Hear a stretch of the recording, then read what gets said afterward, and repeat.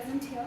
Today we are going to present on the topic Spearman's two-factor theory of intelligence. Now, as we know that intelligence is all about our ability to think, our ability to learn from experiences, our ability to recognize any problem, and also to resolve those problems. So this is a particular definition, we can say that we can define intelligence in this form. Now, based on this intelligence, Spearman said that intelligence comprises of two factors. First is a general factor, which we can denote as a small g factor. And another one is the S factor, which we know as specific factor. Now, this general factor includes the mental operations, which is primary and commonly used in everything we do in our day-to-day life. Like suppose if anyone gives me a mental problem, suppose for solving any kind of a mathematic problem. First, I would require the ability to calculate and also the ability to read the particular question, which would be suppose in English mode. And suppose another situation, like if somebody tells me to introduce myself, give an introduction about myself. So I would give an introduction using two skills. One would be the ability to express myself, and another would be the proper knowledge about English. So here we can say that for solving the mathematical problem as well as for explaining and expressing myself, one particular thing is common, that is knowledge about English language. So we can say that it is a G factor, or it is a common factor, and which in Spearman's language we can denote as the general factor. Another, and the ability to respective abilities of for solving the particular mathematical problem, we require the ability to calculate, and for expressing myself and giving an introduction about myself, I would require the ability to express myself.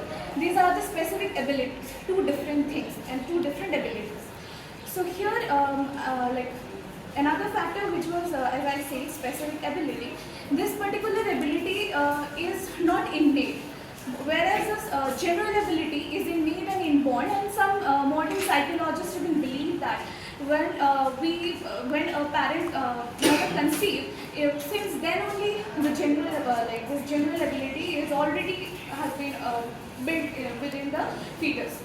So, which means that general ability is constant for every performances or activities we do. It is common, whereas revolving it, the specific abilities would change. We can enhance these specific abilities.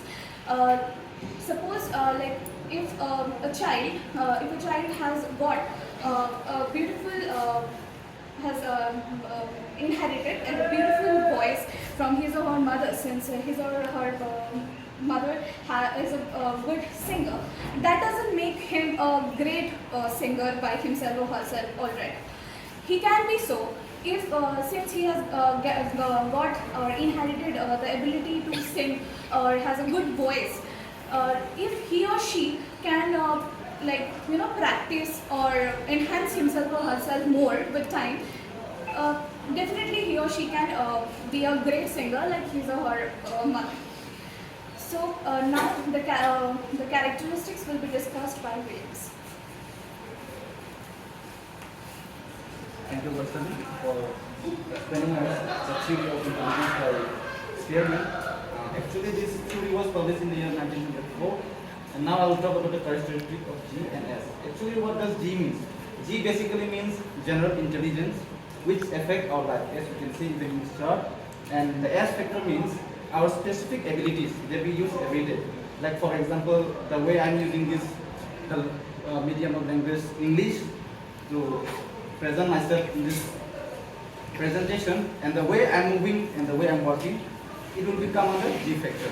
So basically, the characteristic of G factor is our core ability to function, and G always it is inbuilt in us and it is specific to each and every person. And G factor also it is natural and it plays more significant role than specific tasks. And specific tasks basically it is our specific abilities that can be achieved, that can be learned and improved. But the general factor will play a role. But when it comes to S factor, it is achievable. And when it comes to general factor, it will be harder to change it. So that's all from myself. Now I'll replace my friend to continue the other stuff.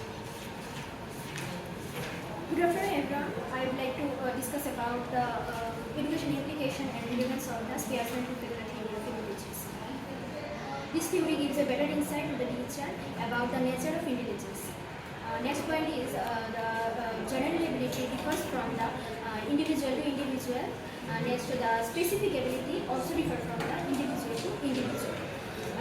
Student requires different amount of G and S factor for achieve success in their different subjects. We require different amount. We require high quality of G factor for a success in our group. Both G and S factor have a high correlation. There are some educational implications of Spearman intelligence. Some criticism of Spearman factor theory of intelligence. They are a British American psychologist named Raymond Carter, who was the Spearman student, who criticized the two-factor theory by arguing the nature of intelligence of the Spearman two-factor theory of intelligence, and said that Spearman two-factor theory of intelligence, and by the concept of the fluid intelligence and the distributed intelligence. Kendall referred that the G factor have more accurate as G or the as intelligence, and said that there's test that incorporate that only skip the other intelligence that are covered with the fluid intelligence. That's all. Thank you.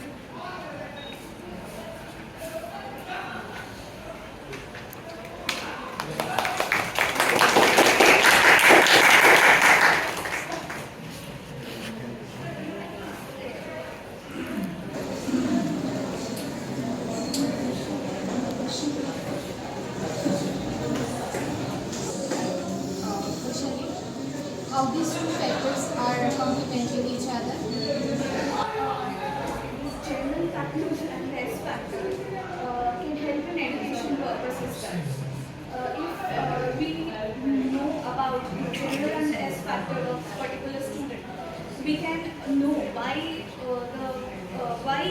the student is not performing well, or the reason behind slow performance or unsatisfactory performance.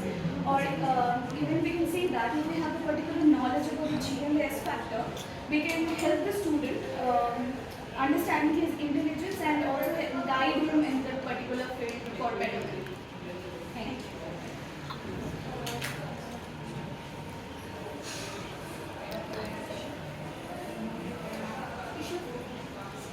Who gave the two-factor theory of intelligence?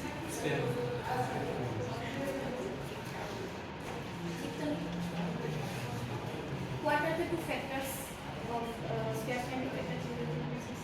General intelligence, specific intelligence.